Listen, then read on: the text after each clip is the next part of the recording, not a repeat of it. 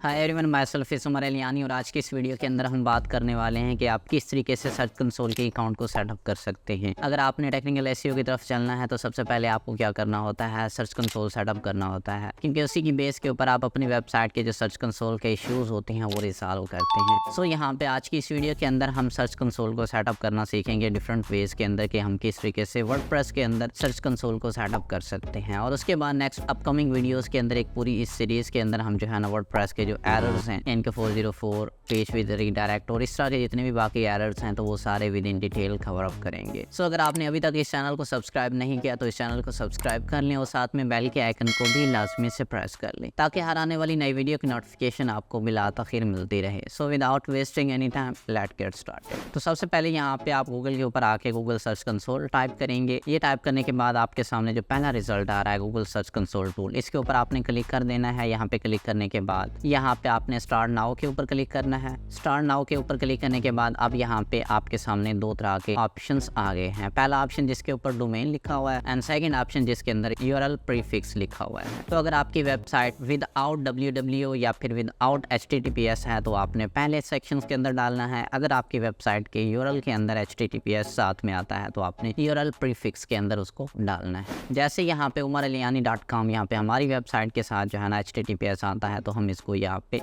Second options के अंदर यानी कि यूआरएल प्रीफिक्स के अंदर डालेंगे। अगर हमें यहाँ पे पहले ऑप्शंस के अंदर यानी कि डोमेन वाले ऑप्शंस के अंदर इसको डालना होगा तो यहाँ से हम क्या करेंगे, https हटा देंगे और umaraliani.com जस्ट लिखेंगे। सो यहाँ पे मैं सेकंड वन ऑप्शन लिख देता हूँ क्योंकि हमारी वेबसाइट जो है ना SSL सर्टिफिकेट के साथ अटैच है। तो ये यहाँ लिखने के बाद यहाँ पे मैं कंटिन्यू के ऊपर क्लिक कर देता हूँ। यहाँ पे क्लिक करने के बाद यहाँ पे आपके सामने जो है ना चेकिंग वेरिफिकेशन का एक ऑप्शन आ रहा है, तो आपने थोड़ा सा होल्ड ऑन कर लेना है। अब यहाँ पे आपके सामने बहुत सारे ऑप्शन आ चुके हैं, यानी कि आप किस तरीके से अपनी वेबसाइट को सर्च कंसोल में अटैच करने के लिए वेरीफाई कर सकते हैं। सबसे पहला ऑप्शन है हमारे पास HTML फाइल। उसके बाद अब यहाँ पे अगर आप देखें तो यहाँ पे लिखा हुआ है कि upload HTML file to your website. उसके बाद सेकंड ऑप्शंस में हमारे पास HTML टैग है, गूगल एनालिटिक है, गूगल टैग मैनेजर है, डोमेन नेम प्रोवाइडर है। अब सबसे पहले हम पहले तरीके से यानी कि किस तरीके से हम अपनी वेबसाइट को सर्च कंसोल के साथ अटैच कर सकते हैं। और ये जो पहला स्टेप है ये आप चाहे आपकी वर्डप्रेस की वेबसाइट हो, चाहे आपकी कस्टम कोडेड वेबसाइट हो, कोई भी आपकी वेबसाइट हो तो उसके ऊपर आप आराम से कर सकते हैं। अब यहाँ से मैं क्या करता हूँ, ये जो फाइल यहाँ पे इन्होंने दी है इस फाइल को यहाँ से मैं डाउनलोड कर लेता हूँ। अब यहाँ पे इस फाइल को मैंने डाउनलोड के ऊपर क्लिक किया तो अब यहाँ पे आप देख सकते हैं अपर राइट कॉर्नर के अंदर यहाँ पे एक नोटिफिकेशन आ रहा है कि आपकी फाइल जो है ना वो डाउनलोड हो चुकी है। तो यहाँ पे डाउनलोड फोल्डर के ऊपर क्लिक करके मैं यहाँ पे देख सकता हूँ तो ये फाइल जो है ना यहाँ पे डाउनलोड हो चुकी है। अब यहाँ पे आपने करना ये है कि आपने इस फाइल को अपलोड करने के लिए अपनी वेबसाइट की होस्टिंग के अंदर आ जाना है, यानी कि आपने अपनी होस्टिंग सर्वर जो भी आपने लिया हुआ है उसको आपने लॉगिन करना है। जैसे इन माई केस यहाँ पे मैं सिंपल होस्ट यूज़ कर रहा हूँ तो यहाँ पे simplehost.com के ऊपर आने के बाद यहाँ पे मैं लॉगिन के ऊपर क्लिक करता हूँ। लॉगिन के ऊपर क्लिक करने के बाद यहाँ पे जो है ना मैं अपना ईमेल एंड पासवर्ड दे देता हूँ। तो यहाँ पे आप देख सकते हैं यहाँ पे एक ऑप्शन आ रहा है edit with site jet builder, इसके ऊपर क्लिक करता हूँ तो यहाँ पे मेरे पास दो ऑप्शन आ रहे हैं, login into cPanel, login into webmail.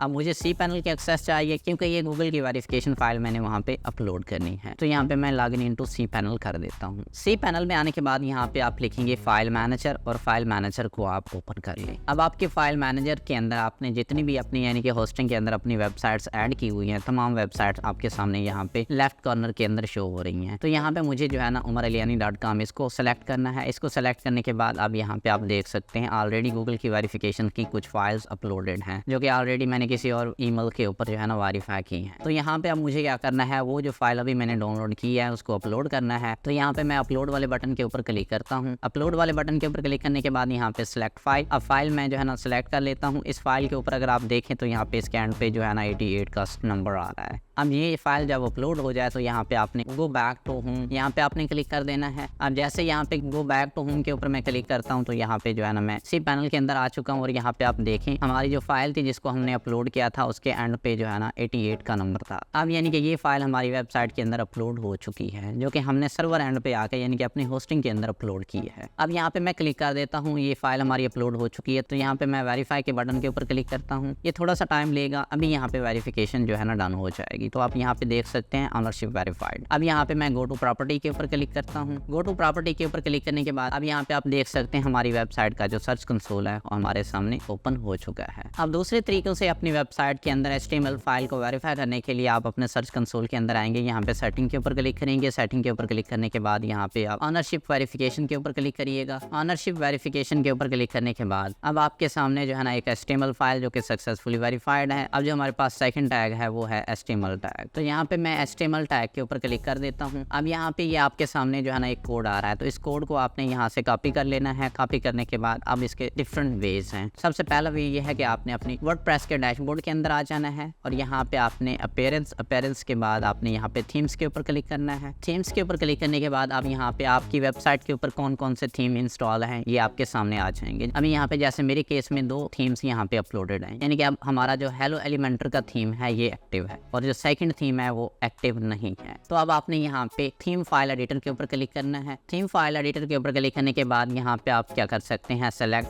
Theme to edit. तो यहाँ पे आपने हेलो एलिमेंटर जो है ना सेलेक्ट करना है। ये सेलेक्ट करने के बाद अब आपने नीचे थोड़ा सा स्क्रॉल करना है और यहाँ पे header.php की फाइल या फिर footer.php की फाइल, इन दोनों फाइल में से आप कहीं पे भी ये कोड डाल सकते हैं। तो मैं क्या करता हूँ, header.php की फाइल के ऊपर क्लिक कर देता हूँ। header.php की फाइल के ऊपर क्लिक करने के बाद यहाँ पे आप कोड के अंदर मेटा का जो सेक्शन है इसको देखेंगे और यहाँ पे आप इंटर प्रेस कर देंगे। इंटर प्रेस करने के बाद आप अगेन से आ जाएंगे सर्च कंसोल में और यहाँ से जो है ना आप कॉपी कोड कर सकते हैं। अब यहाँ पे ये प्रोसेस जो है ना मैं आपको अभी यहाँ पे दिखा रहा हूँ क्योंकि ऑलरेडी मैं एक प्रोसेस के थ्रू अपनी वेबसाइट को वेरीफाई कर चुका हूँ। आप जब कर रहे होंगे नए सिरे से तो आप इनमें से कोई एक ऑप्शन कर देंगे तो आपकी वेबसाइट जो है ना यहाँ पे वेरीफाई हो जाएगी। यानी कि आपके पास ऑप्शन होगा या तो आप HTML फाइल के थ्रू अपलोड करें या फिर HTML टैग के थ्रू वेरीफाई करें। बस आप जस्ट एक प्रोसेस देख लें कि HTML टैग के थ्रू अगर वेरीफाई करना हो तो किस तरीके से वेरीफाई करते हैं। तो यहाँ से मैं ये कोड कॉपी कर लेता हूँ। ये कोड कॉपी करने के बाद हेड के बाद जो है ना इस सेक्शंस के अंदर आप पेस्ट कर देंगे और ये पेस्ट करने के बाद अब आप क्या करेंगे, अपनी थीम की फाइल को जो है ना अपडेट कर देंगे। अपडेट फाइल करने के बाद यहाँ पे आप वेरीफाई के ऊपर क्लिक करेंगे। अब यहाँ पे आपके सामने आ रहा है वेरीफाइंग दिस में टेक अस फ्यू मिनट्स। तो ये देखिए हमारा HTML टैग का जो प्रोसेस था वो भी वेरीफाई हो चुका है। अब यानी कि मैंने अपनी वेबसाइट को सर्च कंसोल में 2 तरीकों से वेरीफाई कर लिया है। आप कोई एक तरीका अप्लाई कर लें तो आपकी वेबसाइट जो है ना वेरीफाई हो जाएगी। अब HTML टैग के थ्रू 2-3 तरीकों से जो है ना वेरीफाई की जा सकती है। एक तरीका तो ये है कि आप अपने थीम के एडिटर फाइल के अंदर जाके header.php फाइल के अंदर मेटा टैग के नीचे जो है ना ये कोड पेस्ट कर दें। अब सेकंड प्रोसेस जो है ना इसका ये जरा मैं आपको बताता हूँ। सेकंड प्रोसेस के लिए पहले आप यहाँ पे थीम फाइल एडिटर में से गूगल की जो फाइल आपने कॉपी की है ये यहाँ से रिमूव कर देते हैं। ये रिमूव करने के बाद अपने थीम की फाइल को हम अपडेट करते हैं। अब थीम की फाइल को अपडेट करने के बाद आपने आ जाना है यहाँ पे रैंक मैथ के अंदर और यहाँ पे आपने जनरल सेटिंग के ऊपर क्लिक करना है। जनरल सेटिंग के ऊपर क्लिक करने के बाद यहाँ पे आपको वेब मास्टर टूल्स का एक ऑप्शन मिलेगा। यहाँ पे आप देख सकते हैं गूगल सर्च कंसोल। तो यहाँ पे ये कोड जो है ना शो हो रहा है जो कि ऑलरेडी यहाँ पे ऐड किया गया है किसी और ईमेल के लिए। तो यहाँ से इसको मैं रिमूव कर देता हूँ और अपने HTML टैग को जो कि यहाँ पे मैंने कॉपी किया हुआ था वो डालता हूँ और उसके बाद सेव चेंजेस के ऊपर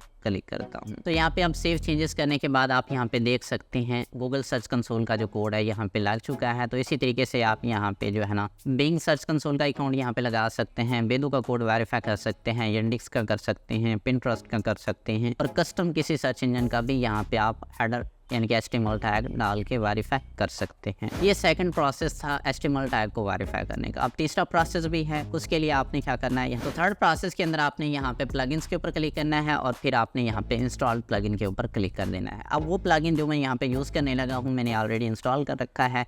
आप उसको सर्च करके पहले इंस्टॉल करेंगे और उसके बाद जो है ना आपका काम होगा।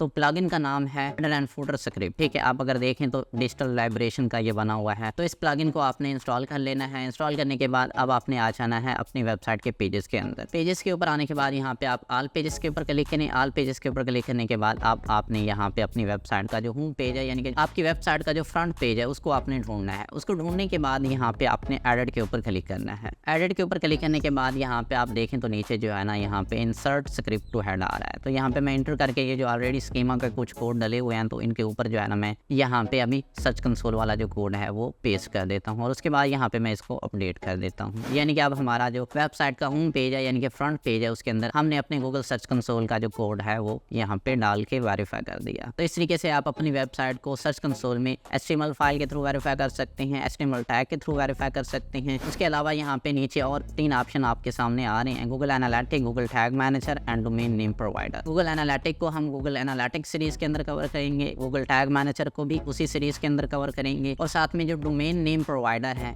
ये हम ऑलरेडी वैसे कवर कर चुके हैं, लेकिन इसका भी एक विद इन डिटेल अलग से एक सेपरेट लेक्चर बनाया जाएगा क्योंकि ये थोड़ा सा लेंथी प्रोसेस हो जाएगा। तो इस तरीके से आप अपनी वेबसाइट को गूगल सर्च कंसोल के साथ अटैच कर सकते हैं। सो अगर आपकी वर्डप्रेस की वेबसाइट है तो आप HTML टैग के थ्रू आराम से इजीली फॉलो अप कर सकते हैं। अगर आपकी कोडेड वेबसाइट है तो आप जो HTML फाइल है उसको डाउनलोड करें और अपनी होस्टिंग के अंदर जाके अपनी वेबसाइट की डायरेक्टरी के अंदर उस फाइल को अपलोड कर दें। सो ये थी आज की वीडियो। इस वीडियो के रिलेटेड अगर आपकी कोई भी क्वेरी है तो आप नीचे कमेंट सेक्शन में मुझे बता सकते हैं, and I will see you in the next one.